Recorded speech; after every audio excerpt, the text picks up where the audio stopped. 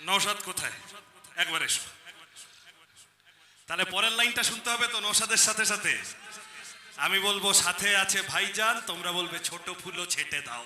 চলবে? সাথে আছে ভাইজান, সাথে আছে ভাইজান, খামে ছাপ মেরে দাও, ছোট ফুলও ছেটে দাও। ঠিক আছে? যে বক্তব্যগুলো দেবে শুনবেন, শুনে গিয়ে বাড়িতে বাজারে উঠা বসা যেখানে করবেন সেখানে বলবেন। একটা কথা বলতে পারে যে বিজেপিকে আটকানোর জন্য তৃণমূলকে ভোট দিতে হবে। আমি আপনাদের বলি সম্পূর্ণ এটা ভুল কথা। বিজেপিকে আটকানো তৃণমূলকে দিয়ে যায় না। যে বিজেপির গর্ভে যার জন্ম সে তৃণমূল বিজেপিকে আটকাতে পারে না। বিজেপিকে আটকাতে পারবে বামপন্থীরা, বিজেপিকে আটকাতে পারবে সৃজনদারা, বিজেপিকে আটকাতে পারবে কমলেশ বাবুরা, বিজেপিকে আটকাতে পারবে কান্তি বাবুরা, বিজেপিকে আটকাতে পারবে নওশাদ সিদ্দিকীরা। জীবন দিয়ে হলো বিজেপিকে আমরা আটকাবো, কোনো সেটিং সেখানে হবে না। তাহলে ও যা বলে গেল, তোমাদের সব তৃণমূলের নেতারা সব ওয়াকফের জমি দখল করে বসে আছে, ঠিক কিনা? ঠিক তো? তারপরেও যদি বলে না ভোট দে, তখন বলবে তুমি আজ থেকে 5 বছর আগে এনআরসি করার সময় বলেছিলে ক্যা ক্যা ছি ছি, মনে আছে? তারপরে তৃণমূলের সরকার বনগাঁয় রাজারহাটে জেলখানা বানানোর জন্য, ডিটেনশন ক্যাম্প বানানোর জন্য তৈরি করে দিয়েছিল। আর দেব, মিমি, নুসরত, যত তৃণমূলের এমপি কেউ এনআরসির বিরুদ্ধে, সিএ এর বিরুদ্ধে পার্লামেন্টে ভোট দিতে যায়নি। বিজেপির হয়ে ব্যাটিং করেছিল। তারা কেন করেছিল? তারপরে যদি বলে, তারপর বলবে আচ্ছা এইবারে কি হলো? ও বলে গেছে এই শামীম দা আছে, মামলা চলছে। আমাদের এখানে এসআইআর কি বলেছিল? আমি বেঁচে থাকতে এসআইআর হতে দেব না বলেছিল তো। আচ্ছা নওশাদ সিদ্দিকী একটা মামলা করছে, তৃণমূলের লোকেরা বলছে দেখেছো আমাদের মুখ্যমন্ত্রী সব কোর্ট ফোর্ট পড়ে গিয়ে সুপ্রিম কোর্টে হেভি লড়াই করছে, দারুণ লড়াই করছে। আচ্ছা মুখ্যমন্ত্রী লড়াই করছে, ওটা তো সিপিএম এর একজন মুর্শিদাবাদের সাধারণ কর্মী মোস্তারি বানু, তিনি মামলা করেছিলেন। তাহলে সেই মামলায় গিয়ে ফটো তুলে এসছো। তুমি যদি এত পাওয়ার থাকে তোমার, তাহলে তুমি মমতা ব্যানার্জি, তুমি মুখ্যমন্ত্রী রাজ্যের, ওই সিপিএম এর কে মোস্তারি বানু মামলা করলো, কোথায় নওশাদ সিদ্দিকী একটা এমএলএ মামলা করছে, কোথায় আরো কারা কারা মামলা করছে, তুমি সবার আগে গিয়ে এসআইআর এর বিরুদ্ধে মামলা করলে না কেন? তুমি চাইছিলে ঝামেলাটা পাকুক, তুমি চাইছিলে বিজেপি মুসলমানদের নাম কাটুক, তারপর তুমি মুসলমান পাড়ায় গিয়ে বলবে আমি আছি, আমাকে ভোট দে। মমতা ব্যানার্জি তার দল মুসলমানের পার্টি না, মুসলমানের বন্ধু না। ঠিক যেভাবে বিজেপি হিন্দুদের বন্ধু না। বিজেপি রামনবমীর দিন লাফায়, খোঁজ নিয়ে দেখো কালকে নীল ষষ্ঠী গেছে না আজকে আছে, তার কদিন আগে আজকে আছে, তার কদিন আগে শীতলা, মা শীতলার পুজো গেল। বিজেপিকে দেখেছো শীতলা পুজো নিয়ে লাফালাফি করতে? বিজেপিকে দেখো নীল ষষ্ঠী নিয়ে লাফালাফি করতে? কারণ ওগুলো দিয়ে ঝগড়া বাঁধানো যায় না। বিজেপি রামনবমীর দিন ডিজে বাজিয়ে ঝামেলা পাকাতে আসে আর ভাব দেখায় ওরা হিন্দুদের পার্টি। ওই একই রকম ভাবে মমতা ব্যানার্জি তার দলবল মুসলমানের বাড়িতে গিয়ে বলে আমি মুসলমানের পার্টি, আর বাইরে এসে বলে দুধেল গরু, যে গরু দুধ দেয় তার লাথি খেতে হবে। ঠিক তো?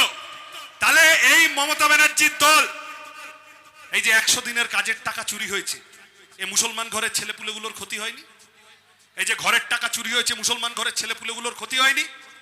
এই যে হাজার হাজার সরকারি স্কুল বন্ধ হয়ে যাচ্ছে, হাই মাদ্রাসাগুলো বন্ধ হয়ে যাচ্ছে, মাদ্রাসা সার্ভিস কমিশনে এত গন্ডগোল, মুসলমান ঘরের ছেলেপুলের লেখাপড়ার ক্ষতি হয়নি? তাহলে এই যে এত এত ক্ষতি করছে, গরিব মানুষের পেটে লাথি পড়লে হিন্দু মুসলমান নির্বিশেষে সবার পেটে লাথি পড়ে তো। বিজেপি গ্যাসের দাম বাড়িয়েছে, তেলের দাম বাড়িয়েছে, তুমি মমতা ব্যানার্জির সরকার এখানে কারেন্টের দাম বাড়িয়ে দিয়েছো, খরচা বাড়িয়ে দিয়েছো, হিন্দু মুসলমান সবার পেটে লাথি মেরেছে না? তাহলে এই পেটে যারা লাথি মেরেছে তারা আসলে বড় লোকের দল, তারা আদানি আম্বানির দল। আদানি আম্বানির হয়ে কাজ করে, তোলাবাজি করে, চাঁদাবাজি করে, টাকা তোলে। কোথায় কে নিজের বাড়িটা একতলা থেকে দোতলা করবে, তৃণমূলকে টাকা দাও। কোথায় কে একটা টোটো চালাবে, তৃণমূলকে টাকা দাও। কোথায় কে দোকান বসাবে, তৃণমূলকে টাকা দাও।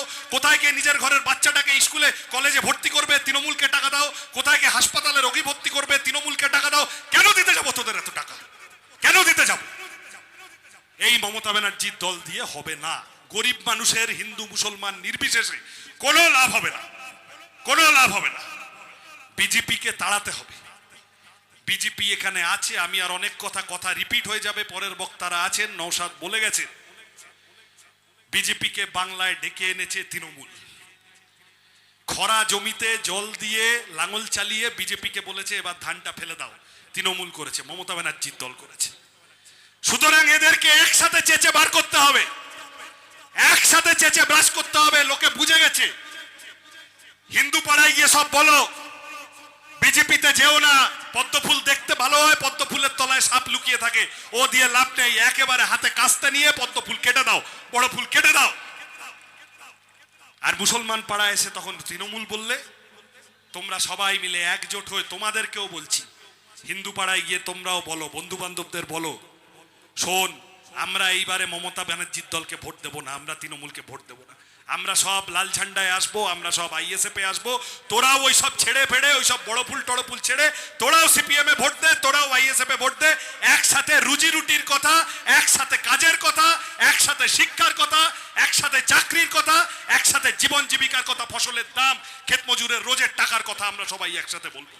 করতে হবে তো, বলতে হবে তো। এখানে প্রার্থীরা দাঁড়িয়েছেন। পাথর প্রতিমায় সত্যরঞ্জন দাস, কাকদ্বীপে নারায়ণ দাস, এখানে কুলপিতে মালেক সাহেব। আর আমি সেই আগের দিন মিটিং এ এসেছিলাম, আজকে এই মিটিংটা আসছি, ছবি দেখে আমায়। বড় ফুলটাকে ভ্যানিশ করতে গেলে ছোট ফুলটাকে ফিনিশ করে দিতে হবে। সবাই থাকবে তো তাতে? দেখো আমরা বড় বড় বিখ্যাত মানুষরা কি কি বলে আমরা সেগুলো মনে রাখি, আমরা সেগুলো সব শুনি, মনে রাখার চেষ্টা করি। ধরো রবীন্দ্রনাথ বলেছিলেন আকাশ ভরা সূর্য তারা বিশ্ব ভরা প্রাণ। স্বামী বিবেকানন্দ বলেছিলেন ধরো মূর্খ চণ্ডাল ভারতবাসী তারাও আমার ভাই। নেতাজি সুভাষচন্দ্র বোস বলেছিলেন তোমরা আমাকে রক্ত দাও আমি তোমাকে স্বাধীনতা দেব। এগুলো শুনেছি তো আমরা। নজরুল ইসলাম বলেছিলেন বিদ্রোহীর অনক্লান্ত আমি সেই দিন হব শান্ত যবে উৎপীড়িতের ক্রন্দন রোল আকাশে বাতাসে ধনিবে না। আর এদের সবার থেকে বড় মনীষী তৃণমূলের এমপি বিজেপির এমএলএ মাননীয় ওম শ্রী শ্রী মুকুল রায় কি বলেছিলেন? ভারতীয় জনতা পার্টি মানেই তৃণমূল। ওই কথাটা মনে রাখতে হবে সব সময়। আচ্ছা ঠিক আছে চলে বলবো না একটু ওয়েট করে যাও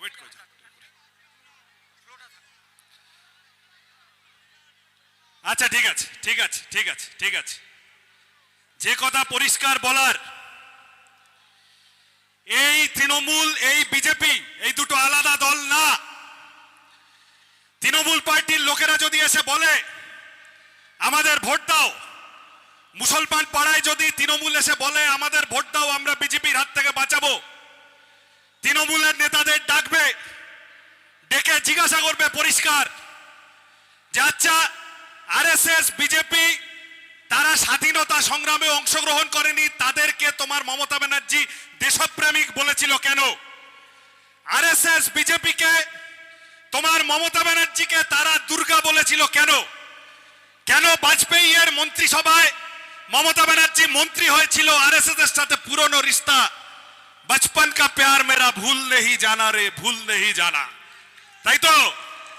সুতরাং তারপরে এইটা বলবে, তারপর যদি বলে না ভোট দেয় তাহলে 2 নম্বর প্রশ্ন করবে, বলবে ওয়াকফ নিয়ে দিল্লিতে গিয়ে আন্দোলন করো বলেছিলে কেন?